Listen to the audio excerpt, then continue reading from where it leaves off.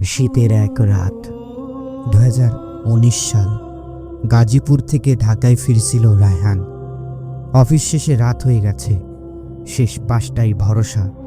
বাসে লোকজন খুব কম, 5-6 জন মাত্র। চারিদিকে কুয়াশা, রাস্তা ফাঁকা, বাতাস ঠান্ডা। বাস টঙ্গীর কাছে পৌঁছাতেই কুয়াশা ঘন হয়ে আসে।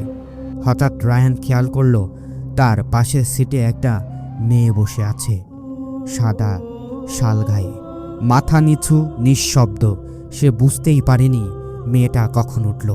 সবচেয়ে অদ্ভুত ব্যাপার, মেয়েটার শরীর থেকে বরফের মতো ঠান্ডা বাতাস আসছিল। হঠাৎ মেয়েটা ধীরে ধীরে বলে উঠল, আপনি কি নামবেন কালীগঞ্জে? রায়হানের বুক কেঁপে উঠল। সে তো সত্যিই কালীগঞ্জেই নামবে, কিন্তু সে কাউকে বলেনি। সে জিজ্ঞেস করল, আপনি জানলেন কিভাবে? আমি জানি।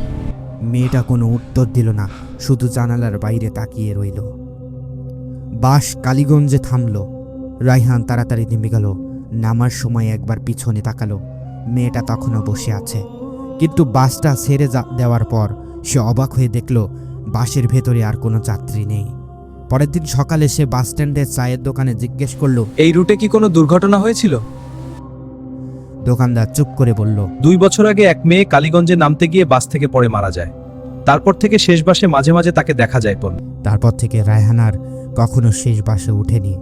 তবে শীতের রাতে কালীগঞ্জে স্টপেজ দাঁড়ালে এখনও নাকি সাদা শালগায়ে এক মেয়ে অপেক্ষা করে সেই বাসে বসে। আর সেই বাসটা কোনো সাধারণ বাস না। আশা করি গল্পটা ভালো লেগেছে। এমন গল্প পেতে আমাদের চ্যানেলে সাবস্ক্রাইব করে যাবেন, আর পেজ থেকে দেখলে পেজটি ফলো দিয়ে যাবেন। ধন্যবাদ।